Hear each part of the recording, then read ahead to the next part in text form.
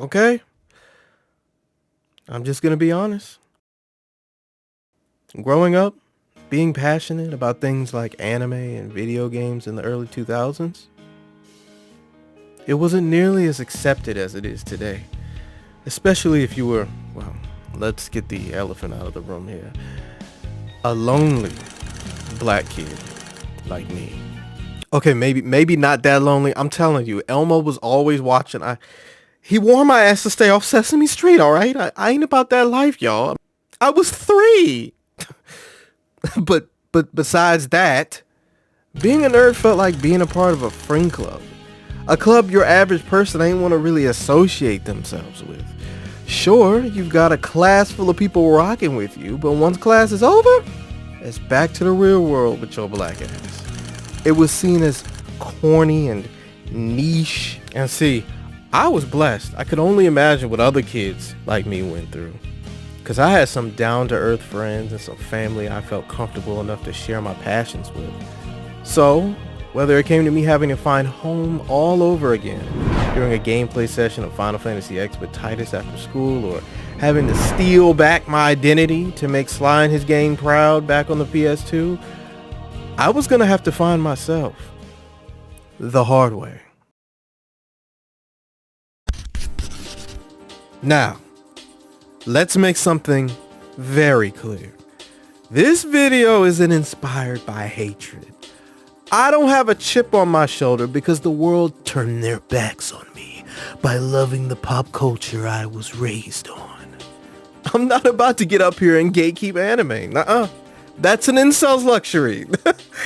I'm glad more than ever that anime and video games are the current thing. That it's cool to be a nerd now.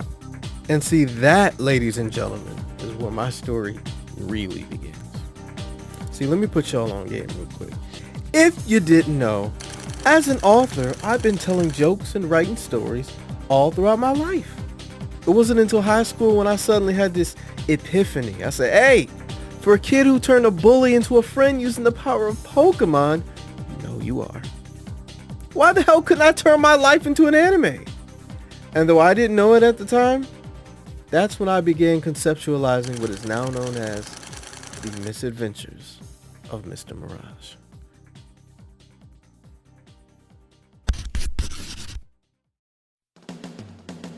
Without question, off rip, I knew right away this anime had to be a comedy. I mean, it couldn't be a battle shonen.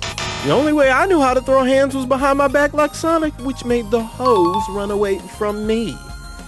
And it couldn't be horror because, let's face it, a black protagonist in a horror anime? It would be over in 2 seconds. So comedy was a no-brainer. It was all I knew.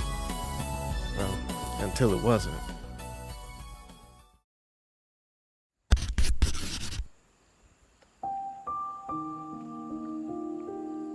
Okay, so here's the thing.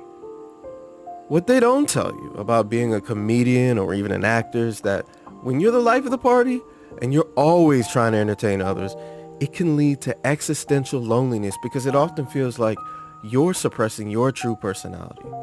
You blend in like a chameleon and forget what your true colors look like, making yourself feel unseen no matter how many people you have around laughing with you.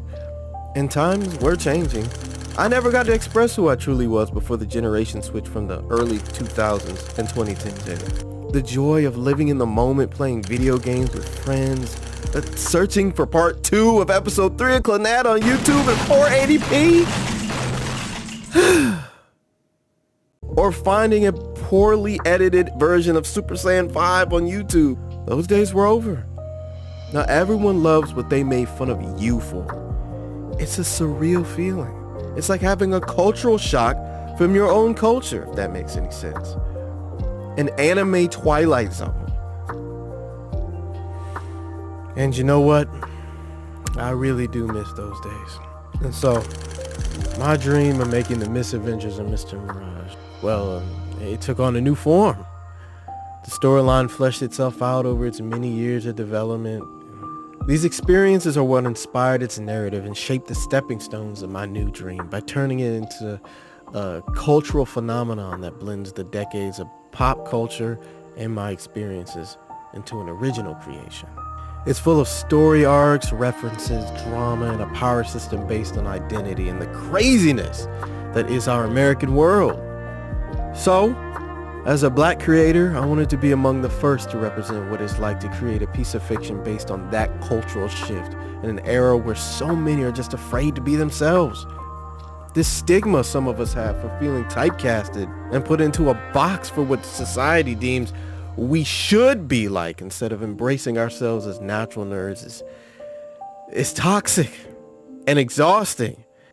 Instead of distancing ourselves from our own as a response from the fear we had of feeling ostracized for liking what we liked as kids, why not use it as motivation to break the mold and revolutionize the genre by creating something new? I know I am, and I hope you take off the mask and stand with me too.